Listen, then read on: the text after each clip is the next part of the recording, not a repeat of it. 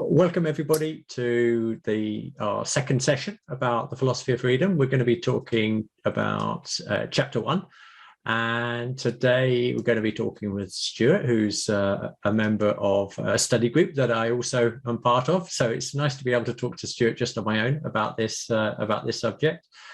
And we're going to run more or less the same format as we did last time, which is where I start off by asking Stuart about how he came into contact with the philosophy of freedom. It's like the story behind that. So, Stuart, tell us a little bit. When did you come into contact with the philosophy of freedom, and why all these years later are you still reading it? I'm still reading it, I suppose, because I'm really a slow learner. My whole life, I've been into philosophy, and I'll make I could do a 20-minute rap on that, starting at the give us a 2-minute version of it. Why did you start studying philosophy? I was always into philosophy, but I took my first philosophy course as a freshman, and the thing that struck me there was Aristotle, who was describing what a flourishing life would be for a living entity, an organism.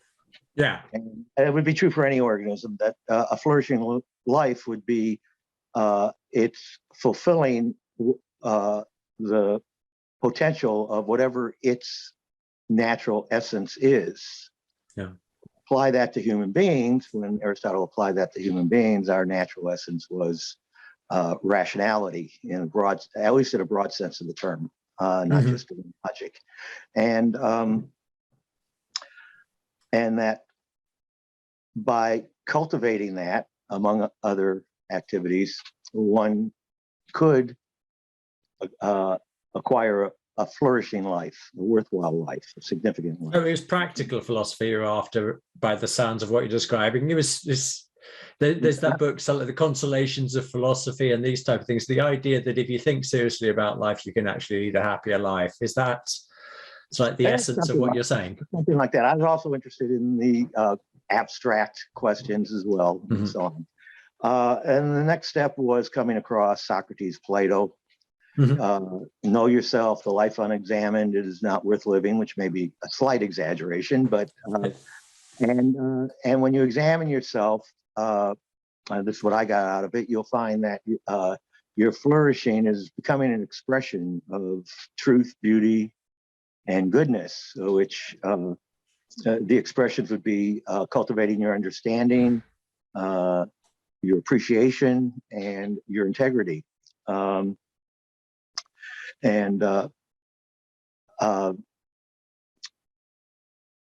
That also seemed pretty practical. And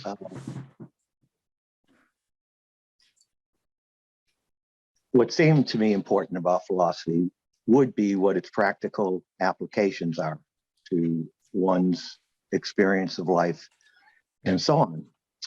After that, I ended up immersing myself in Spinoza, the Ethics, and at the same time I was reading Krishnamurti, and I was struck by the fact that this full-fledged Western philosopher had an amazing number of similarities to this Eastern hybrid Krishnamurti, and that was striking to me, and I thought that's interesting. And this is now at the time when Eastern philosophical ideas were becoming more popularized, beginning to percolate into Western thinking, because of the LSD movement and so on, as well. That was connected in there. I'll leave that at that and just say that sometime after that, somebody just mentioned to me in conversation, "Oh, have you heard of Rudolf Steiner? Have you ever read anything?" And no, and so they recommended The Philosophy of Freedom. Yeah. And I looked at it, and it opens up by informing me that if you're reading this book to get information or get some formulae or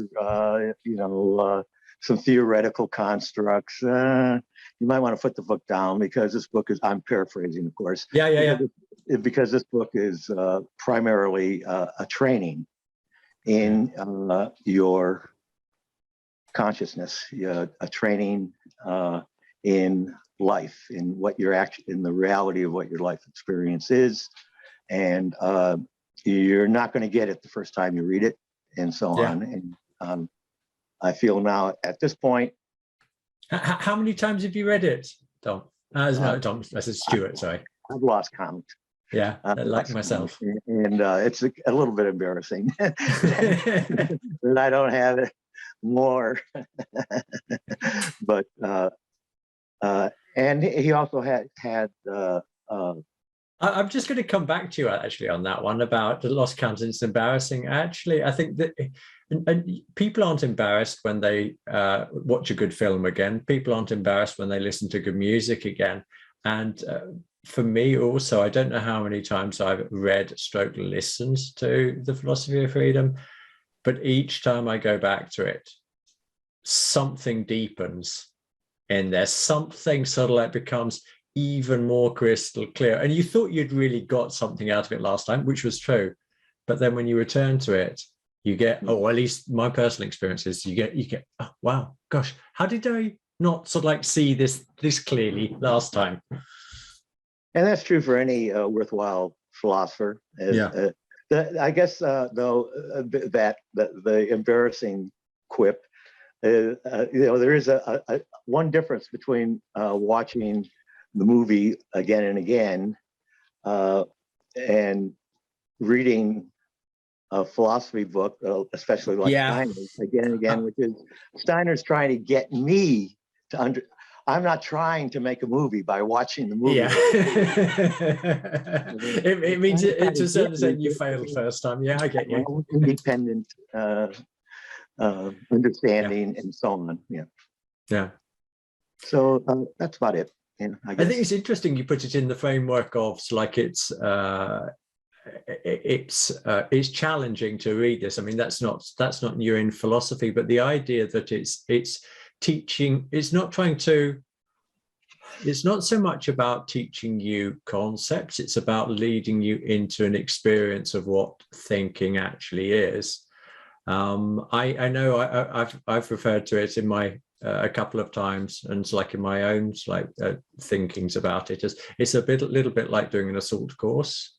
I think I mentioned it. I've mentioned it also in the study group, that there is this effort, as you say, real effort is required to understand it. But each time you make that effort, you actually do become mentally stronger. I believe so. Yeah, in some way or other. Right. Yeah. So, and I know you you mentioned Spinoza earlier. I know, of course, he's like one of the main characters in chapter 1. so when you came across Spinoza in that chapter, in chapter 1, where does that take your thinking?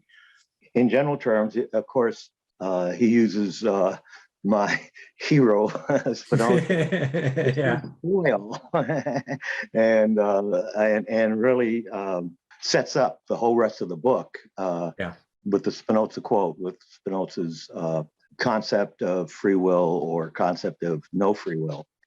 And do you want to tell us your take on that?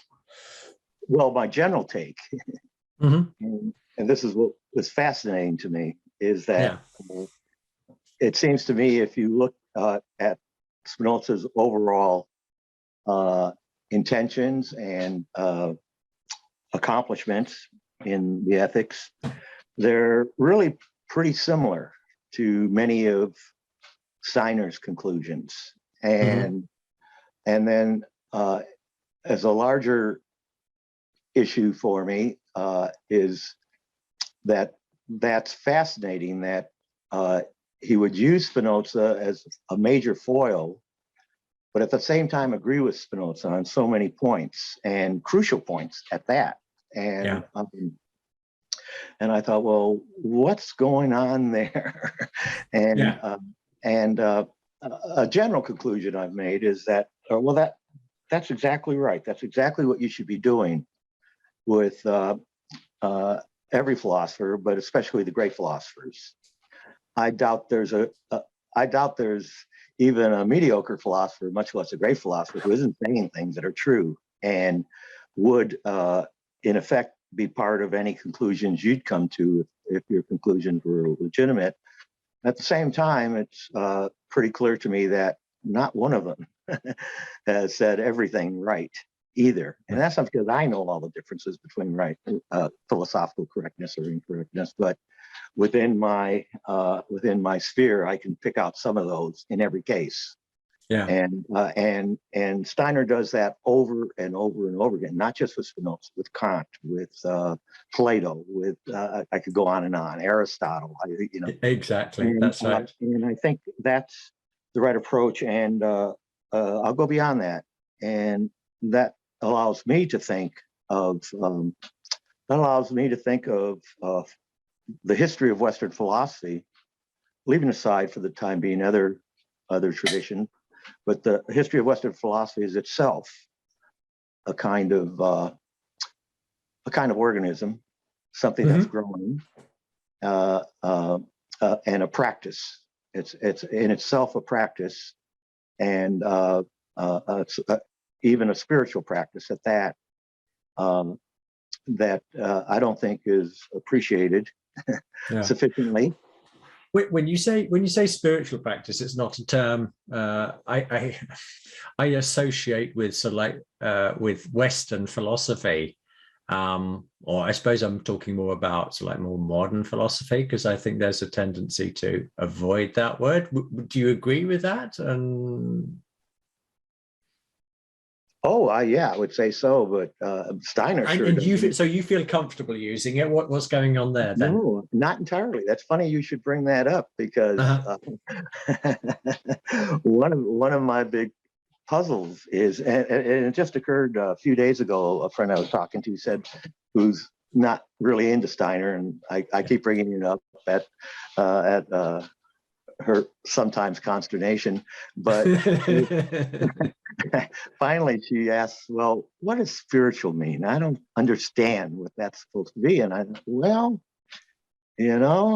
it's a problem for me too, because the best I can make out of it, as far as giving a concise, an attempt at a concise equivalent description, is a consciousness or awareness, maybe awareness even better than consciousness, but I see the two as pretty synonymous. And then that raises questions about all the different contexts. If you go with that meaning, then that certainly raises questions about all the different contexts in which Steiner is using that term. And but because Steiner calls explicitly thinking a spiritual activity, doesn't he? Absolutely, yeah. And I have no doubt of that.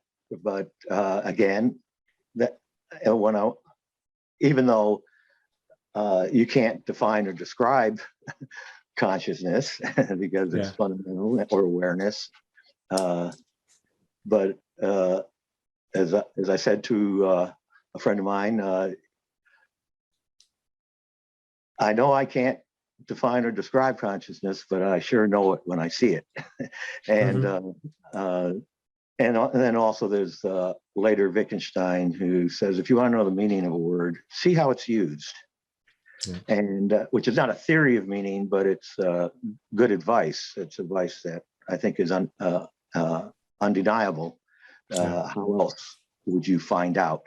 And so I feel I have a sense for it. Because of Steiner using it over and over, and other people do too. And so I feel like I have a sense for it. But the way the question of free will is presented, and because I find that in general, at least on the surface, seems to apply to Steiner as well, I see two different concepts, at least at the beginning. Prima facie, superficially, there's the concept of free will, which, in modern times, Cartesian times, and since then, has really goes back to the idea of a free event in nature, where that would be an event that occurs that can't be fully explained by events that precede it, and which is the idea of deterministic causalities. There are no such events. There are no. And then, of course, you take that concept, that idea, and apply it to human beings. It's, can a human being engage in activities that, in a sense, start from scratch, that cannot be deduced from prior events? And I think that question applies to bodily events as well as mental events. Yeah. And then there's the concept of freedom. And let's at the outset set aside the idea of political freedom, physical freedom. You're in jail, you're not free in that sense, and so on. But this, I guess, idea of inner freedom, what it is to be a free person, and that seems to me to be a really a different concept from free will as I described it. And what's fascinating, again, back to, is that when you look at it, you find that actually Spinoza and Steiner, it seems to me, it's one of the things I think they agree on, is that they have very similar descriptions of what freedom is and how you can. That's right. Because in the first chapter, he sets Spinoza up as as getting the wrong answer on what freedom is, but he actually points out that Spinoza is incredibly helpful because he makes crystal clear how a free agent acts. Now, Spinoza talks in terms of God and necessity, own necessity, as opposed to external necessity.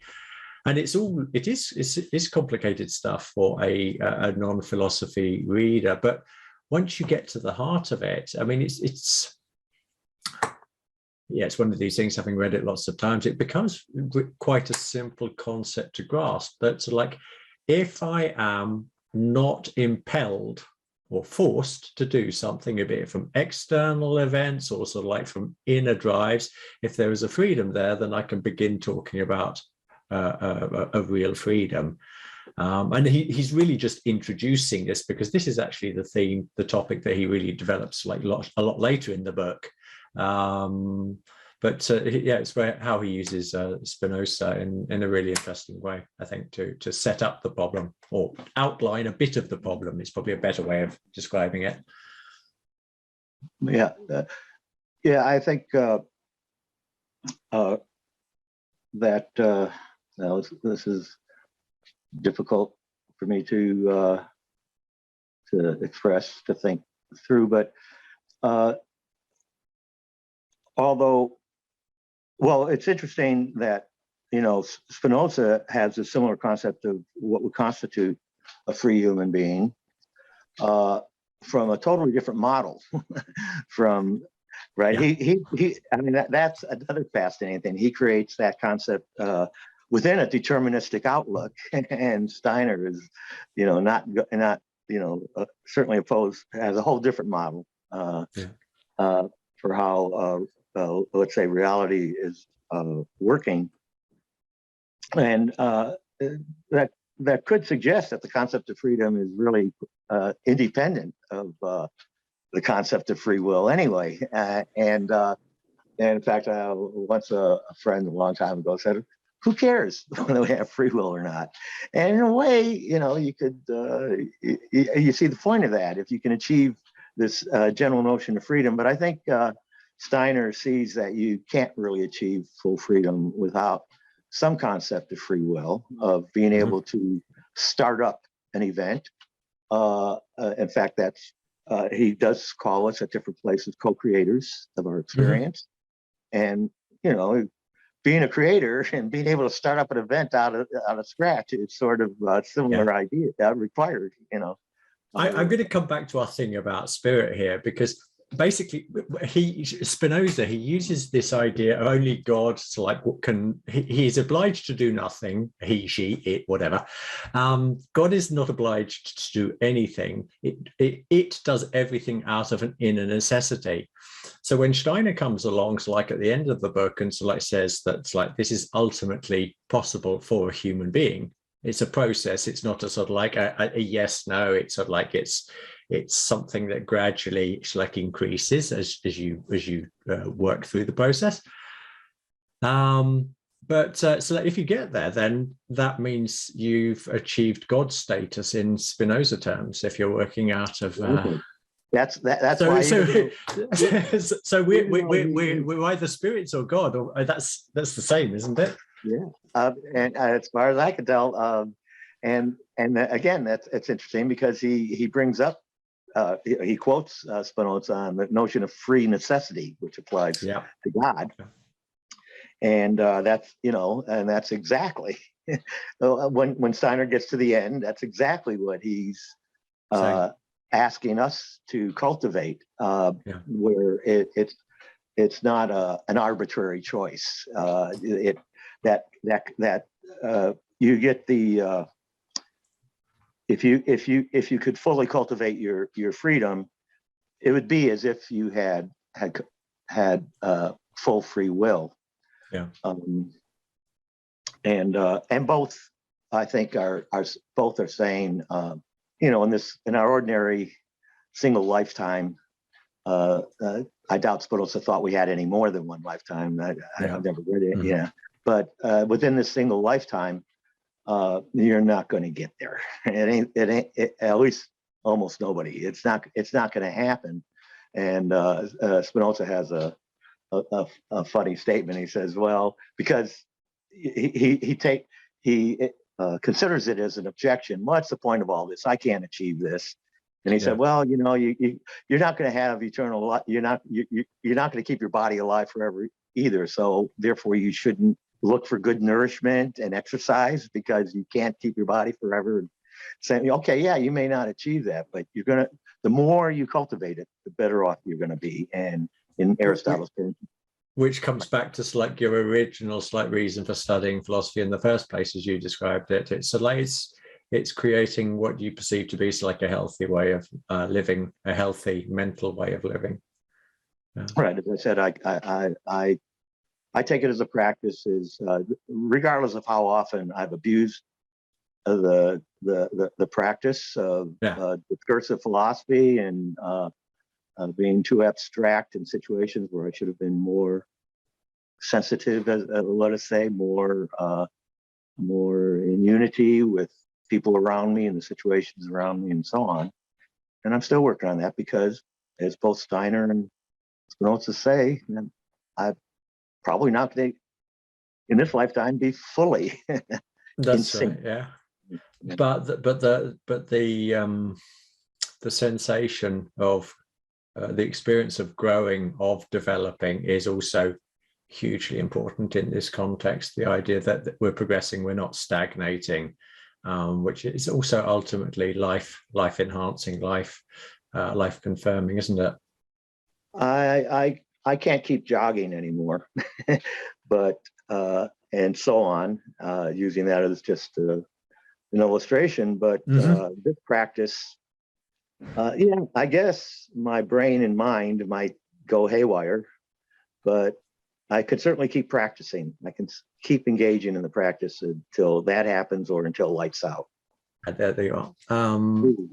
It's this bit here that I think is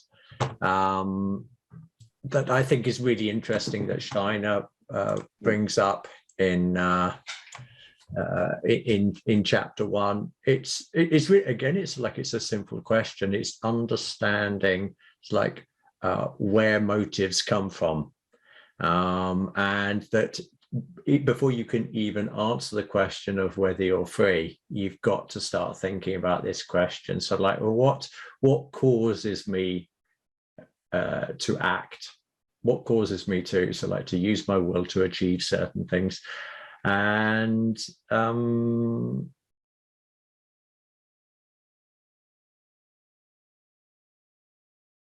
it's this idea that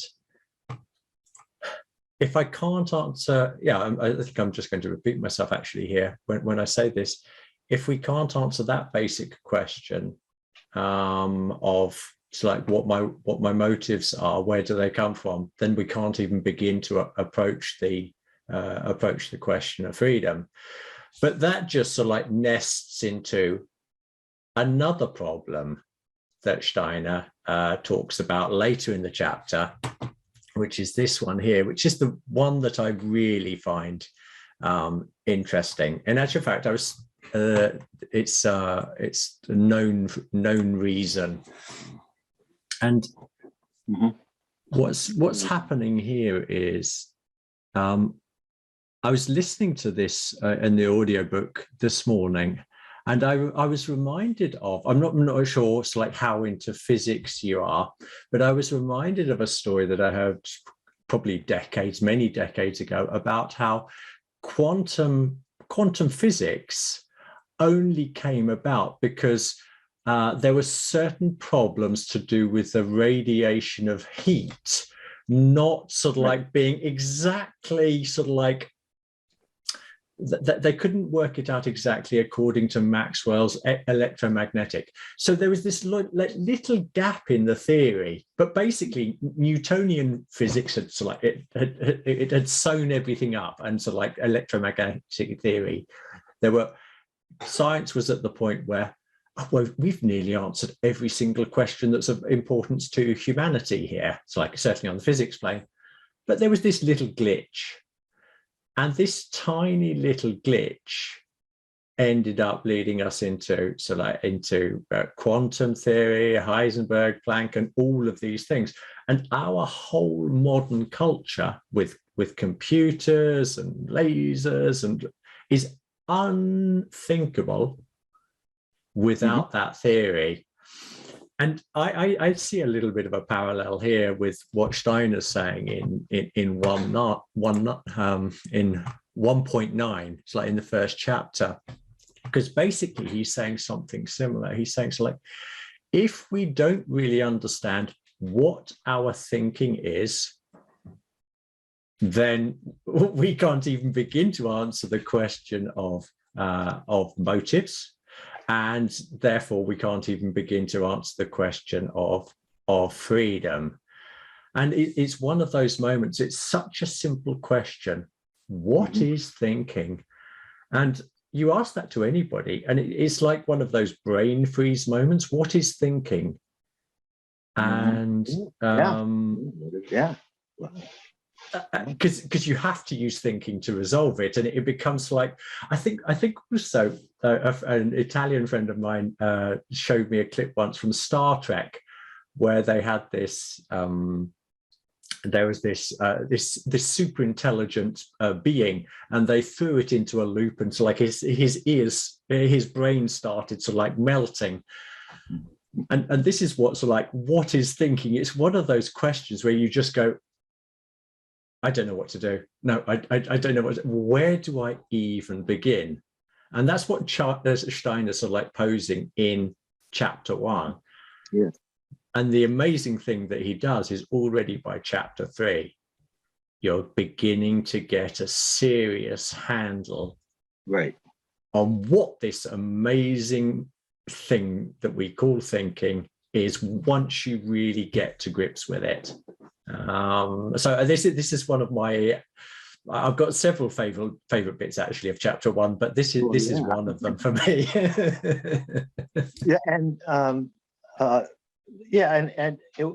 We got to thinking because the way the argumentation went in the chapter, sort of the central problem here,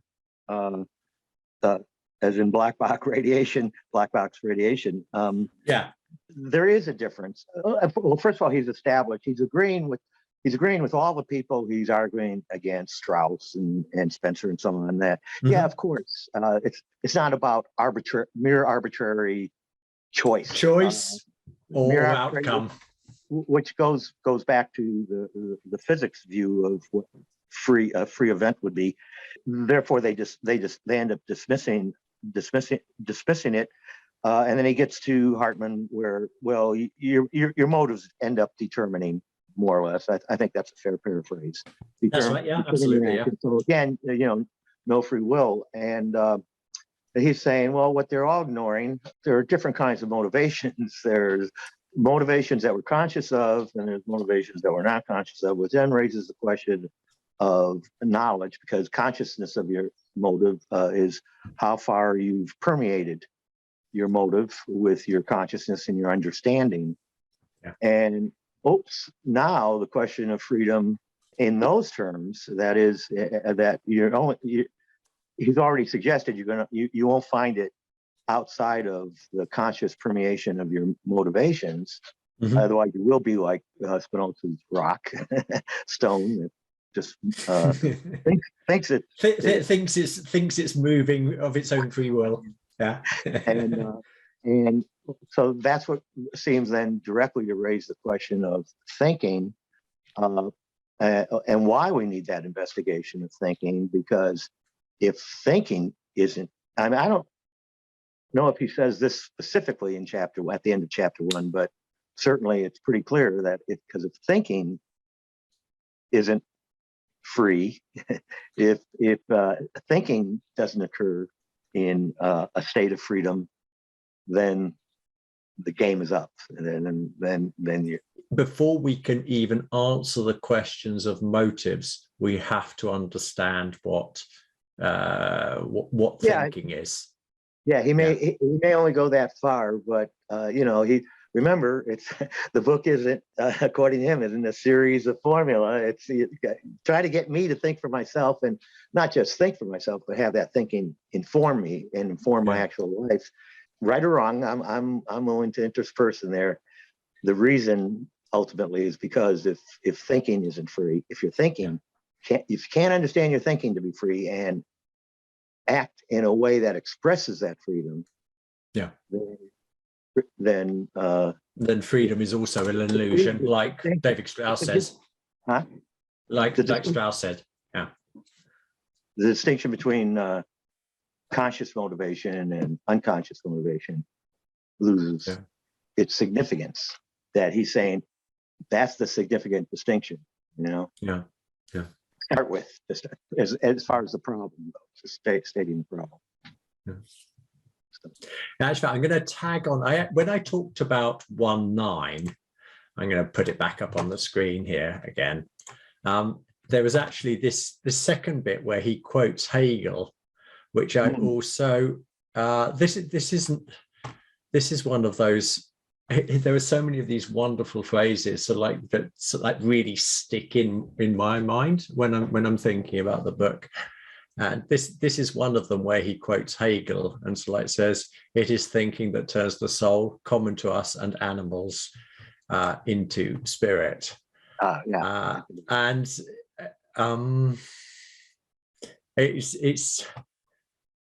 It is like poetry. It's like great art when you manage to feel the profundity. It's like hidden in that statement. But of course, he doesn't take the credit himself. He points out this is Hegel. He was already on this track. He later in the book he explains why he thinks what he has to say goes beyond Hegel. But he's giving all of these serious philosophers their due as he works through these thoughts, which was interesting. A question. Somebody who's new to the philosophy of freedom, perhaps reading it for the first time. What would you say to them? Would you warn them stay away, or would you encourage them to dig in, or because I know so many people. I know several people. Let's put it like that. That's a better way of saying it. Who say they've started multiple times to read to read the Philosophy of Freedom, and after 20 pages they give up because it's I thought I was going to read something that was going to give me something, and already by page 20, It is too much. I'm not getting anything out of it. It's just hard work. It's painful. What would you say to that type of person?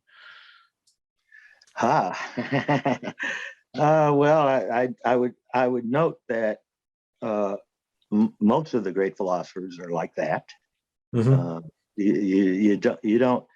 You might get one or two things the first time through. You might get a few ideas, but you go through it again. Say those ideas may alter. They're certainly going to be expanded, and so on. I don't know what to say to someone who doesn't have a taste for this sort of art form, the art form of philosophy, in the first place. And secondly, even if they have some taste for it, don't appreciate the fact that it's really about them, but it's not going to be easy to see. And you, as I was suggesting earlier, with any philosopher, you're going to find that some of it does apply and some of it doesn't seem to apply. As I said, I've been reading it countless times and still working on it. And I don't know what to say to someone who's not willing to do that. If they get a couple ideas, like they understand, as he says in the preface to 1918, in the preface to 1918, which the first few paragraphs of that preface would really be in the beginning of chapter 1. But he says that the investigation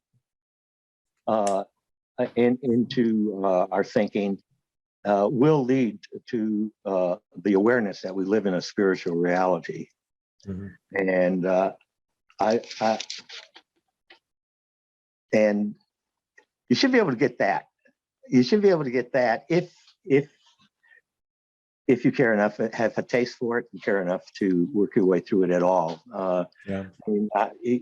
I'm completely convinced, on both by reading Steiner, but I think even on my own, that I personally don't see myself. This could lead to mind-body problems in some people's minds, and kind of does in my mind, actually, to a certain extent. But I do see myself as a completely conscious entity. I'm nothing but my consciousness and all that entails. As long as I'm conscious, I exist. If I exist, it's only because I'm conscious. So that's kind of close to Descartes. I think Descartes has gotten a bit of a bad rap, but we won't go into that. I think, again, with Descartes, Steiner sees. He takes the positive out of him in chapter 3. He says he's on to something there, but but he doesn't go all the way. Okay. And if you think back to the first time you actually read it, have you got any vague memory of what really stuck in your mind from then? Because I do remember what stuck in my mind. No, I really. We're talking 45 years ago, and but I think the thing that stuck in my mind was what I said near the beginning of our conversation, which is this is again paraphrasing. This is a book in training your self-awareness, training you in self-awareness, and in a way that it will expand your experience of life and make more sense of it. And that, I think that makes sense out of it right there. That makes sense out of the context. But you're saying you were already reading philosophy and you'd studied Aristotle and Spinoza, whereas I came from it. I've got a deep interest in philosophy since having started to read Steiner, but I've got no schooling in it whatsoever. But I do remember, my first experience of it was 1993. So that's nearly 29 years ago. And it was this simple sentence that any statement that you make about anything requires you to think. So if you think about thinking, it's the absolute bedrock of anything that we express, not of our experiences, because we have a feeling life and we have like a sensory life and all that type of thing. But if we ever hope to say something, then it is a product of thinking. And that was like, wow. Yeah. And I understand for many people that can be, yeah, so what? But I remember it sort of like hitting me strongly there that this, when you talk about sort of like a prioris, when you talk about sort of like something on which you can base a life or as like a way of viewing the world, then there is no way around what he states so clearly in the book there. So and having a relation to this thing that is thinking is, it sounds horribly abstract to some people, but this is the beauty of this book for me, that you can go beyond that and really begin to experience some, I would actually call it I think the ancient Jews, when I say the ancient Jews, I mean pre-Christian times. I mean, they talked about the holy awe of so like and this type of idea. And for me, this is part of what I begin to imagine that they might have experienced. Perhaps they experienced as like something far, far beyond that. But there is, so like when I try to think about it and so like do my certain like thought processes that allow me to like meditate or concentrate on that, then every now and again there's just this wow experience that something really profound is happening. And unfortunately, it's like my words can't really communicate that. Yeah, you just took the words out of my mind. Yeah, I know. I know those experiences for sure. But damn, when I try to put it down in words or tell someone about it, it's suddenly they've kind of gone flat. And, yeah. Interesting. Yeah.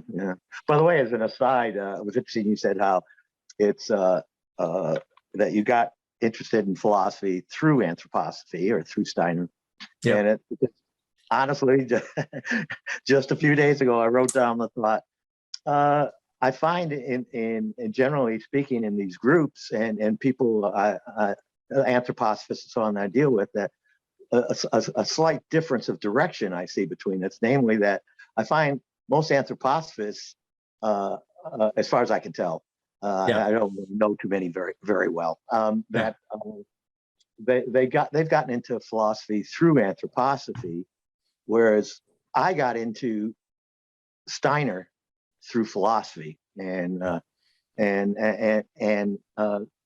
you mind if I bring up Gabriel Douglas? No, go for it. No, absolutely. Douglas Gabriel, who he made the remark. And by the way, it was a wonderful video. So it was a wonderful video that he made. I agree. Yeah. But give me a second here. Yeah.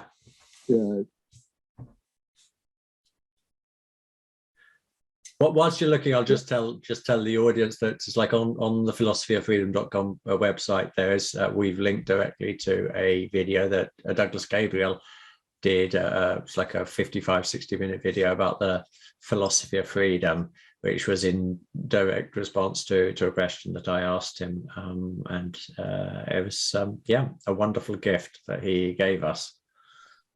Anyway, so he made the the comment that Steiner did for philosophy what philosophy couldn't do for itself, and I think I said this to you once before. I get the point, and actually leads to a couple other points regarding the concept of spiritual science. That the way I see it, since I take the whole Western tradition as itself a form of practice that unfolds and evolves over time, which also fits in with with Steiner's idea that with Steiner, Steiner's way of looking at things, you see reality more as a growing. That's right. It's like a bouncing round of like different focuses, like idealism, realism, materialism, spiritism, and so he does that in the book as well, doesn't he? Yeah.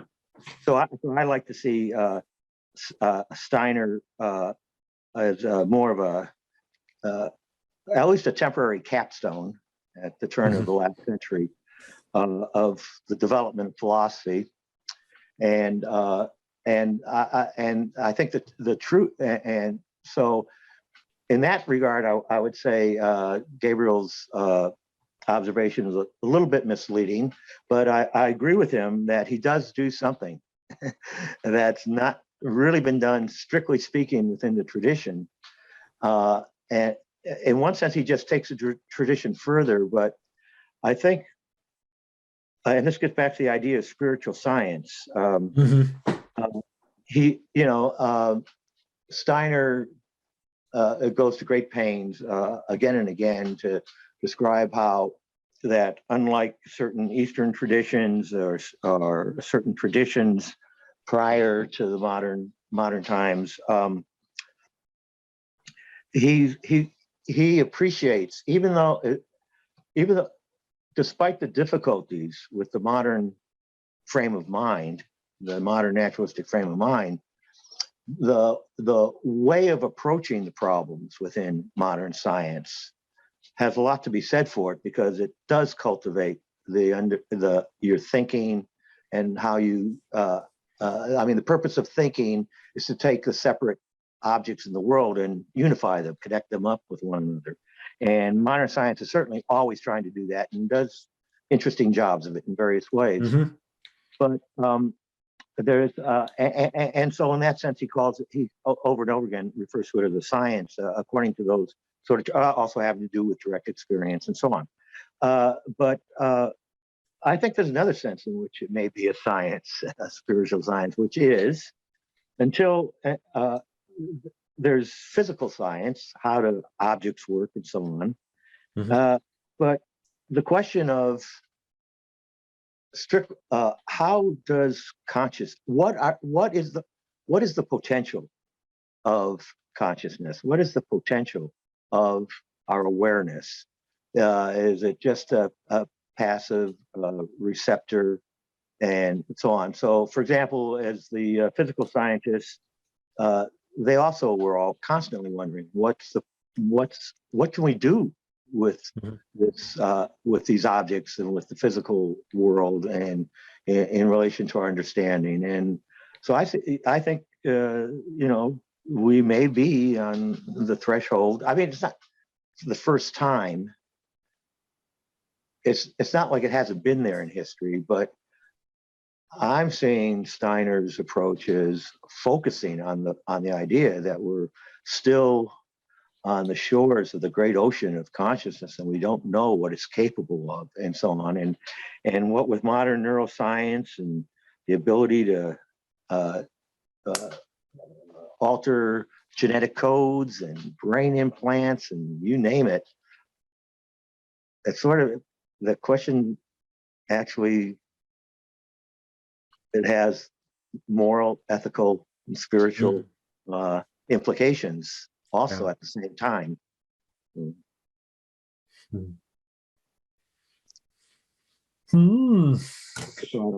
Yeah. Thank you. Nice. Thanks for sharing your thoughts with us, Stuart. And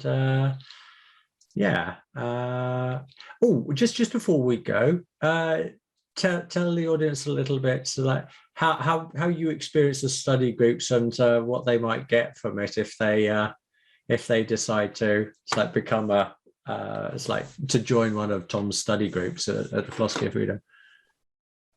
I'm in groups because I think philosophy is based on. Plato wasn't wrong about that either. It's based ultimately on dialogue, and so, for example, I appreciate the way this conversation is going, because it is a conversation. It's not like, okay, Stuart, give us your wrap on chapter 1, which so far I've only gotten about 10% of my wrap on chapter 1, and that's I hope the conversation was worthwhile to anyone who may tune in on it. Yeah. And so for me, it's I'm in several different groups, and each one is approaches it in a different way, and so on, and it's just a way to keep approaching Steiner, because I'm still working on the idea of how can I relate Steiner to the West of Western philosophy in a way that captures what I understand him to be really after, but in a way that people who are in, shall we call it, academic philosophy might be able to see, oh, he's not just this screw loose. Yeah. Something. He actually is dealing with the issues you're dealing with, and he actually, in my opinion, has better solutions than you do. And I think that could be important for someone to come along and actually do a good job of that. Yeah. I don't know that I ever will be the person who will actually do a good job of it, but somebody, I think it would be a good idea for anthroposophy and for Steiner's place in history and significance and influence in history, if somebody would do that, because those irrelevant, abstract philosophers in academia, they do have a kind of influence on society by osmosis, I think. And I think I'm going to mention actually a couple of names there, because since getting involved with the philosophy of freedom, I've tried to make contact with people here in Europe. And there's an influential site called Studien zur Anthroposophie. It's mostly German, but they do have some English articles. But there's one German guy who I know has also influenced Tom quite a bit, is a guy called Muschale, Michael Muschale. And he's got some very interesting, there are some very interesting articles which that's still trying to work through. There's a Dutch guy called Merin Fargad, who's done some really interesting work on like how the process of the observation of thinking, how you turn that into a process and like deepen this this experience. There are a couple of people who I think are really trying to try to take it to a next level, but like where it'll actually like becomes like the reimagined version that Steiner like envisaged like 100 years on from the work. That still remains to be seen, but there's some interesting work going on there that I'm trying to dig into, but it's going to be a process in working through it. But I've already found some very interesting stuff that leads me far deeper into the content than I've ever been before. And if you got any links to share, yeah, certainly, yeah. I'll send those to you. But as far as the aspect of it that I was referring to, that I feel I have some actual thoughts about, that I've actually done some actual thinking about. One name that comes to mind is a guy named Robert McDermott. Are you familiar with him? Yeah, and he wrote a book on the title of it, Rudolf Steiner and American Philosophy. Dewey and Emerson, and he goes through I think this is about 8. I haven't read it yet. I got it on my Kindle now, but I put it on my Kindle while I was trying to prepare for this conversation, so I haven't started it yet. But so there's someone already doing it. I am particularly interested in how he relates to people like Plato and Aristotle and on. And Robin McDermott, you say? Robert McDermott. Yeah. Robert McDermott. Okay, I'll have a look into that. I'm going to mention one more name. I have a person who I'm also going to be looking into. He's a guy called Michael Kirn, Kirn, who apparently did actually make an attempt to work methodically through the philosophy of freedom, and so like after each sort of segment of the philosophy of freedom, he's written sort of like a clarification or something like that. But again, that's something that I want to work through. Oh yeah. I don't suppose he did it in English, huh? I don't know. If I find out, I'll let you know. But you know actually the best book, it's Steiner's book on Goethe's world conception. The first book. It's number 2, isn't it? I think in the complete works. Well, my understanding is number 2 is the one where his first full attempt at an epistemology based on Goethe's way of thinking, but it's not Goethe. And then there's the book before that where he goes through Goethe's actual theories and how the forms, etc. But those books are really of great value for sort of like getting deeper into the weeds, but really again, so like beginning to experience the clarity of the thinking around this subject. It really is. It's quite beautiful stuff. All right. Great. Thanks for talking to us, Stuart. I hope you've enjoyed it. I've enjoyed it. Thank you, Angus. It's our second conversation. I've enjoyed both of them immensely. We're in the same town, and we could put a pitcher of beer between us and really go at it. And perhaps we'll like come back and like look at another chapter again, so like a little bit later on. So that if you've got a favorite there, we can look at that. All right. Oh, probably any one of them. I've definitely. Yeah. This went well enough that I'm open to definitely. Great. Okay. Nice talking to you, Tom. See you on Monday. Yeah, Monday morning. Yes, sir. Okay. Well, Monday morning my time. Yeah. Okay. Look after yourself. Bye. Thank you.